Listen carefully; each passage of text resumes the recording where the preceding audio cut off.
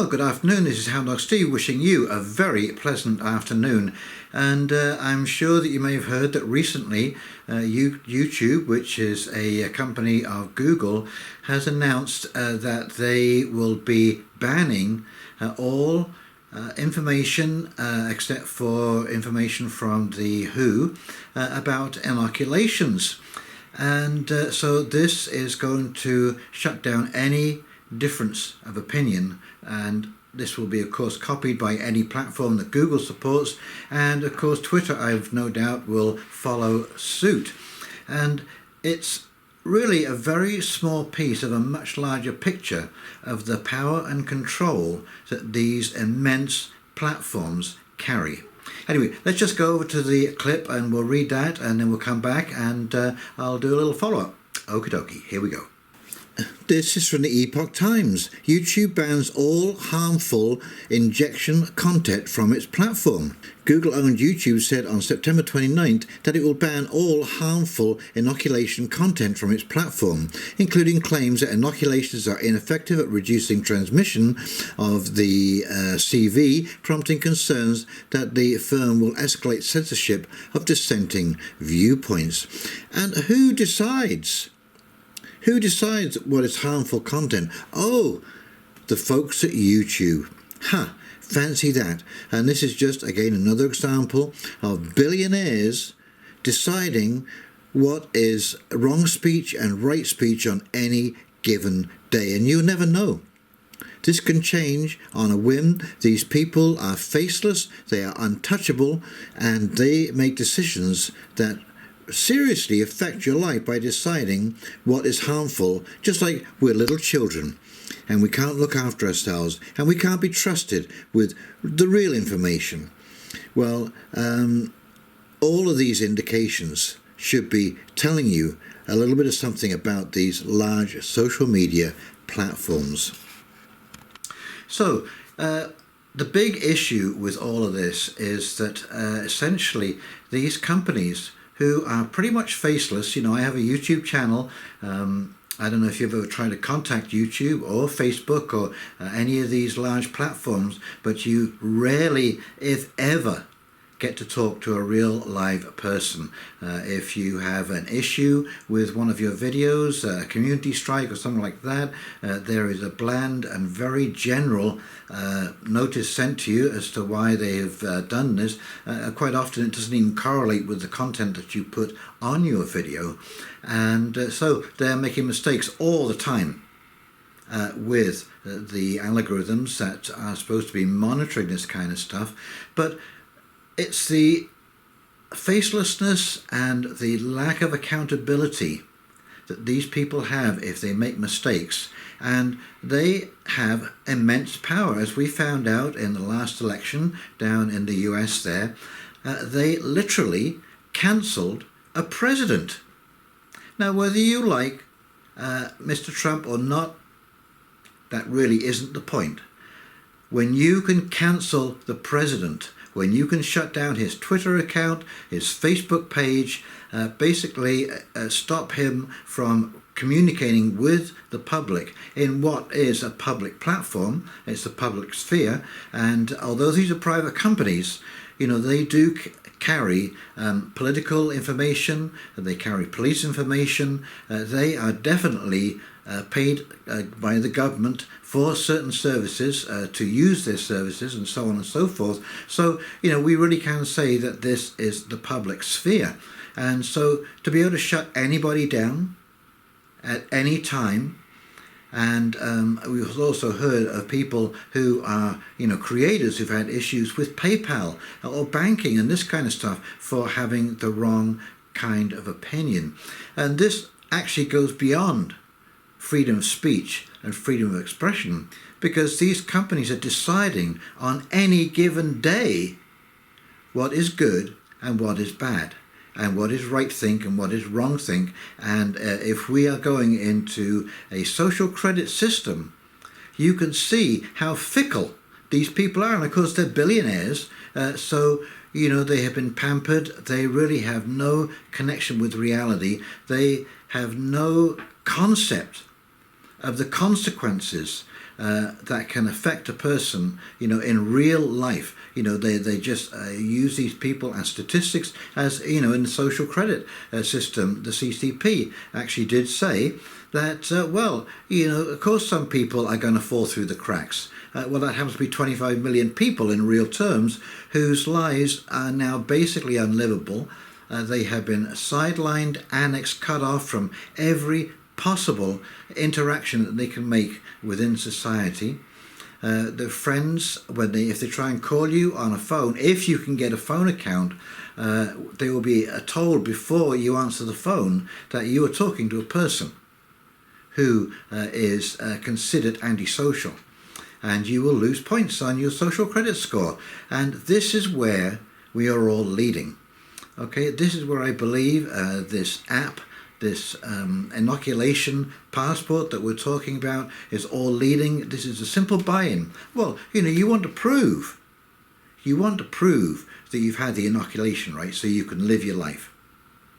And of course, as 2 million Israelis found out just recently, whose passports turned from green to red, virtually overnight. There is a culling process taking place right now, but over the space of a week, those 2 million people will lose their passport access because, they didn't get their booster.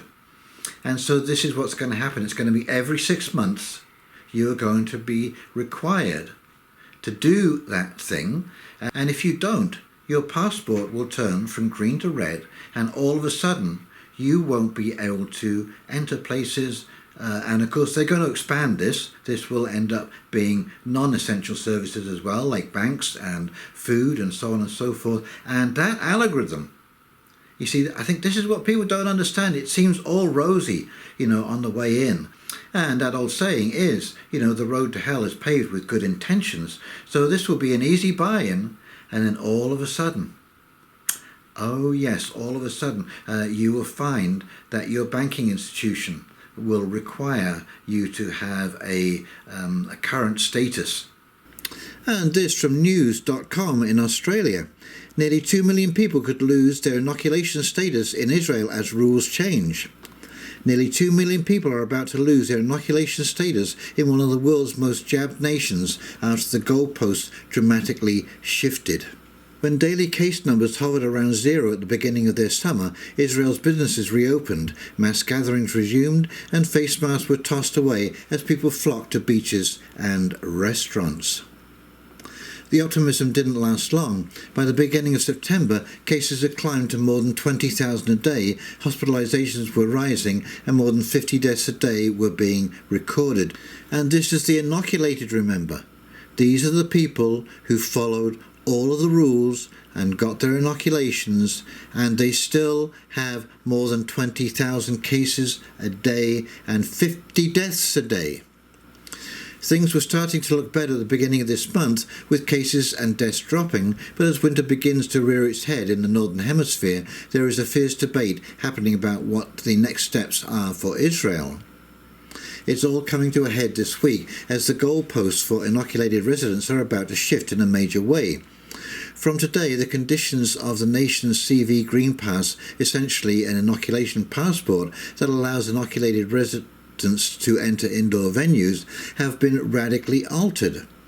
The shake-up means Israel is now the first country in the world to no longer provide its inoculation certificate to citizens who had received their second inoculation dose more than 6 months ago. Under the new guidelines, people must have received a third jab, a booster shot, to be eligible for a green pass. People who have received 2 inoculation doses and those who have recovered from CV will be issued passes valid for 6 months after the date of their third booster shot or recovery. It means that nearly 2 million people will lose their inoculation passport in the coming days, with the cull beginning today. So this is what I tried to say all along. This is the buy-in. Now you're in, you're stuck. It will be a booster every 6 months, or lose your green status, your go status. And goodness knows what else that will be attached to. It could be attached to your banking.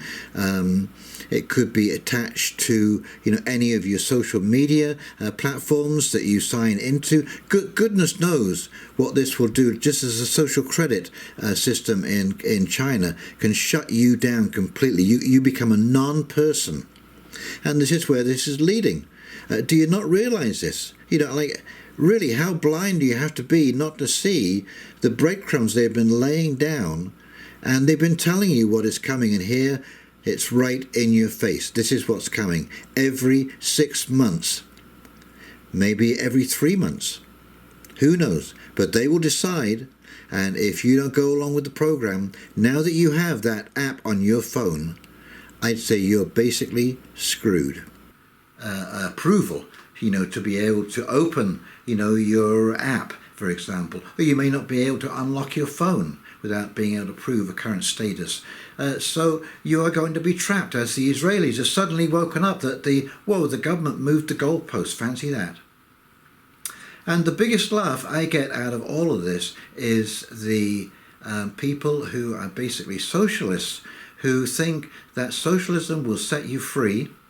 And we've seen absolutely nothing but absolute control of the population through monitoring and surveillance of data and activity.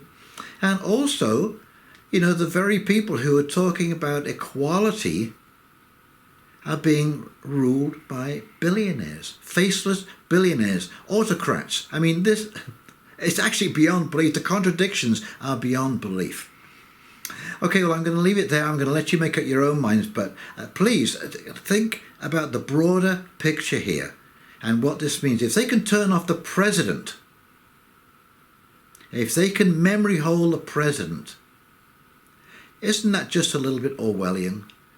Doesn't that mean that they can scrub any data that they want? And I'm noticing this now, that websites are changing. Suddenly information that was available is not available, and you can't find it anywhere.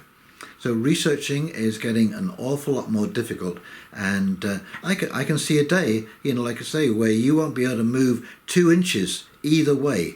There'll be no wiggle room. And what I was going to say, sorry, I missed this bit out, the algorithm will not care that your child was sick, that your father was involved in an accident and you had to rush to hospital, that there was some kind of an emergency and you missed your appointment.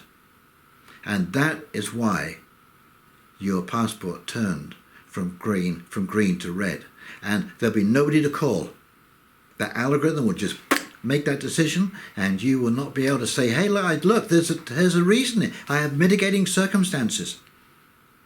That's the problem with this whole system, is it's run by algorithms that simply do not understand and do not care.